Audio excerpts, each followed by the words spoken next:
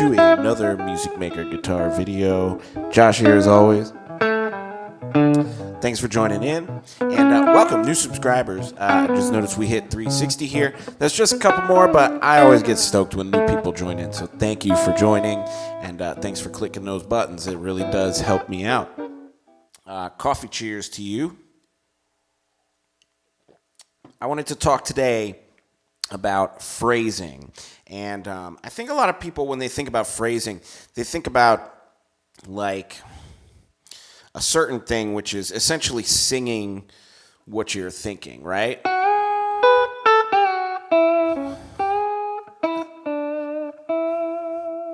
Right? And then a responding phrase.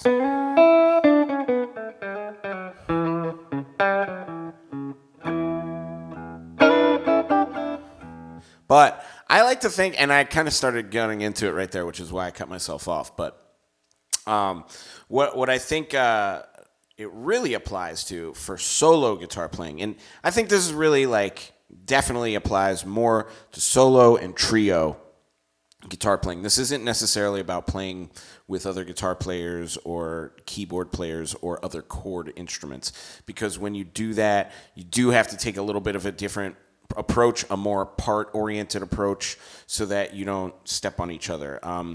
When I play with Mike Frank and friends and we rehearse, we talk about it a lot, with not frequency fighting with each other's parts.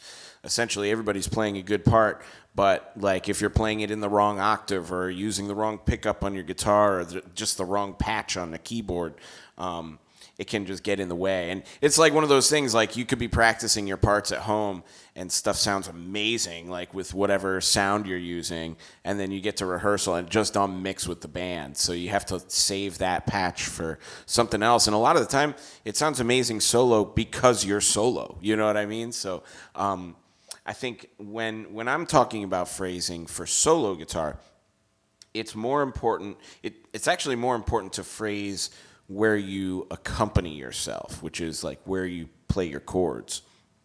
And essentially what you really have to do, and for me what I had to do, because I was a jazz guitar player, soloer guy for a long time, so what I had to do to really rein it in and help my solo improvising was to play less and allow more breath. And in those breaths, you can allow yourselves to accompany yourself. So you can see what I just did in the beginning intro there, all on the virtual fretboard that I have there.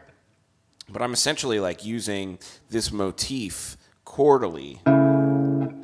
It's like an A chord to an E chord, real simple, 4-1, right?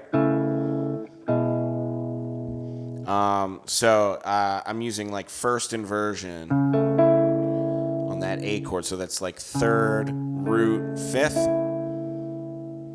That's like fret 9 on the E string, 7 on the D, and then 9 again on the G, and then 9 on the G stays, the other two drift down, so I get 7 on the E, and then 6 on the D. And I'm muting everything else. So you can see, actually, you should be able to see with my left hand, I'm doing a lot with these fingers to just make sure that fifth string doesn't ring, that doesn't ring, that doesn't ring. Right? So that's really important. So I'm using that as my main chord motif. Sometimes I did this. Okay, cool. But that's more just like it happened to be in the area and I thought maybe it might sound nice. But anyways, I'm using more of this. It's a little kind of like, it's like almost a major pentatonic scale. Guess it is kind of a pentatonic scale, but I was putting some bluesy notes.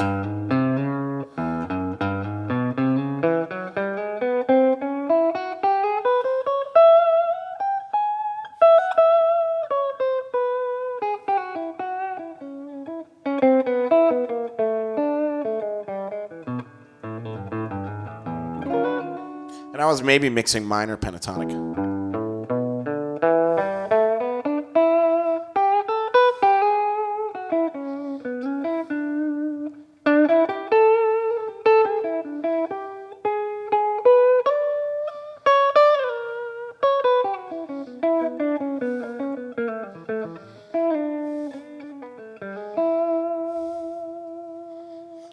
So I'm using mainly that kind of modality here. And again, some of why I do that, it's not because I'm trying to play a mode. It's because I'm feeling that vibe. That's why I play that way, is because I'm thinking in that modality at the moment, right?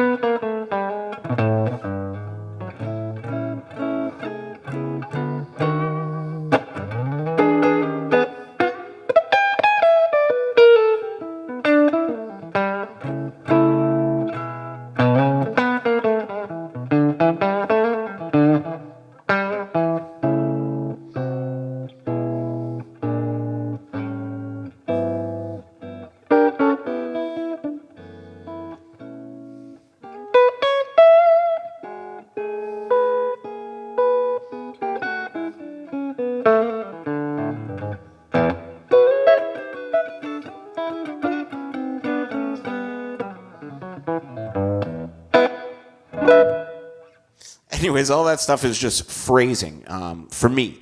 A lot of that stuff is like you need to know your triads, you need to know some scales and stuff.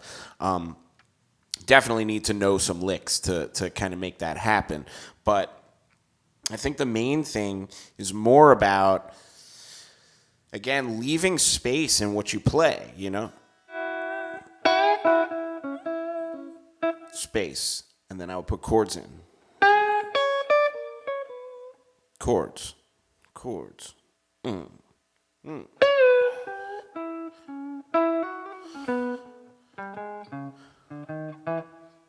Chords.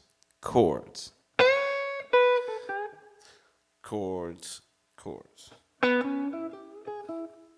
Chords. Chords, right? So like everything is kind of like a response to everything. And I can do the opposite way, like, right? So like single notes. Response to that. Response to that.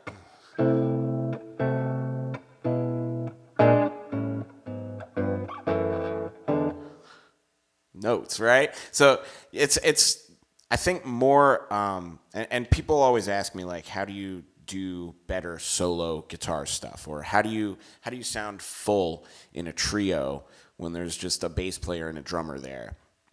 And the real answer is you kind of have to do double duty, right? Like you should be comfortable playing chords for other people fully, and you should be comfortable stepping out and taking the melody while other people play chords for you. That's, I think, the best way to practice is to like get with other guitar players and like just go, hey, can we trade over these changes? Hey, I wrote this tune. Can we trade over that? Hey, I'm trying to learn how to play some Beatle thing. Can we practice and I'll try playing melodies and you play chords and then switch back with me?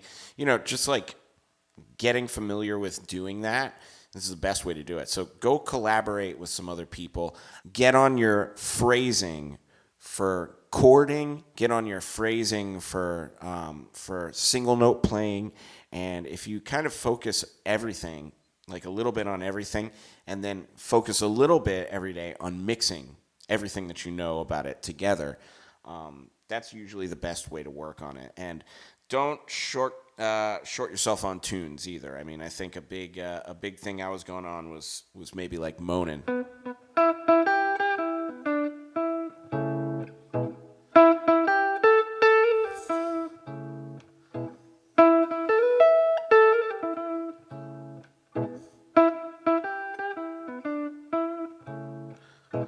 I had to add a little bit more rhythmic change in it, and so I had to do some different things. But I think that's kind of where I arrived at today's little motif was kind of just borrowing from other tunes that I know. So learn songs. That always helps too. Anyways, hope that helps for this Theory Thursday. I'm trying to get away from just doing scales for people because I've noticed that a lot of the times in lessons, scales take you really far, but it really doesn't get you to the core essence of how to really truly sound good at music. So I try and do that for today's Theory Thursday. So hopefully this is helpful for some guitar players and maybe even other musicians out there. If so, please leave me a comment, and don't forget to hit the subscribe button. And I'll see you tomorrow for Funky Friday. All right, see ya.